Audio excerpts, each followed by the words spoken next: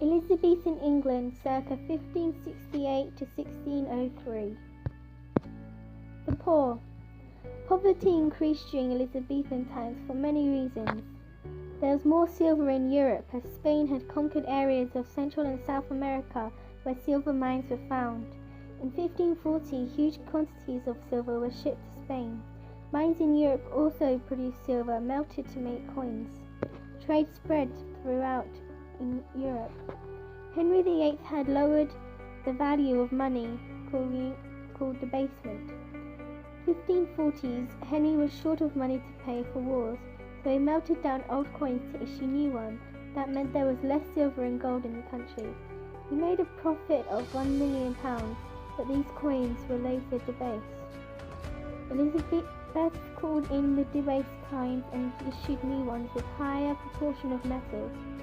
Bad harvests. Several bad harvests and food shortages happened, and prices increased, which threatened starvation.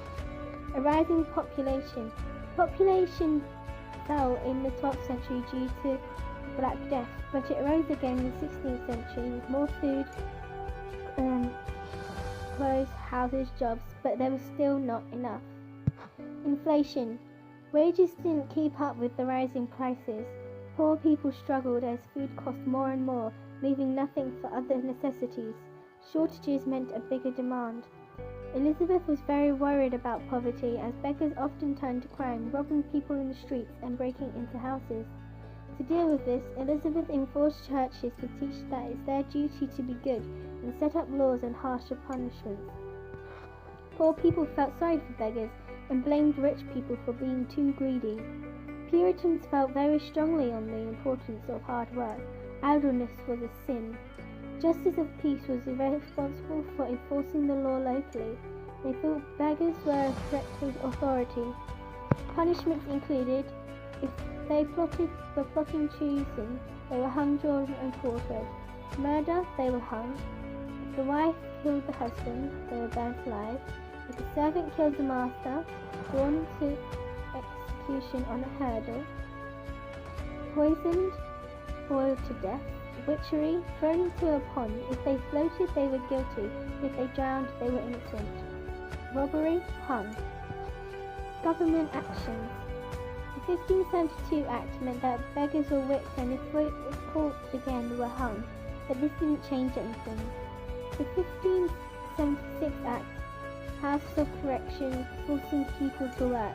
The Poor Laws Act of 1601, orphans were given apprenticeships and their almshouses were built for the elderly and sick. Begging was now forbidden. English sailors. Silks and spices were valuable and brought over to Europe from India and China by land, as sailors didn't dare sail over the treacherous seas. It wasn't until between 1430 and 1530 that Europeans started making voyages across the oceans. Using circumnavigation, they sailed and travelled all the way around the world. Sir Francis Drake was the first English to circumnavigate. In 1566, he started his first voyage to the New World with John HAWKINS, a officer on West African slave ships, and sailed to the Caribbean with HAWKINS. He was the first to pass from Atlantic to Pacific coast of South America. His ship was called the Golden Hind, and he was appointed Vice Admiral of the Navy, destroying the Spanish Armada. John HAWKINS. He started the slave trade and was supported by Elizabeth. He started trade with Africa and the Caribbean. He brought potatoes and tobacco to England. In 1561, he made his first voyage to the West Indies. He built ships and helped other voyages to succeed. Walter Raleigh. He established the first colony in North America, which was Virginia, first colony of British Empire. In 1580, he helped stop the Irish Rebellion.